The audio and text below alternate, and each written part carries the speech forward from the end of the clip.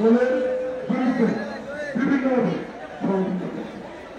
একটি নির্বাচন প্রক্রিয়াকে বিলম্বিত করার জন্য তারা অপচেষ্টা করছে।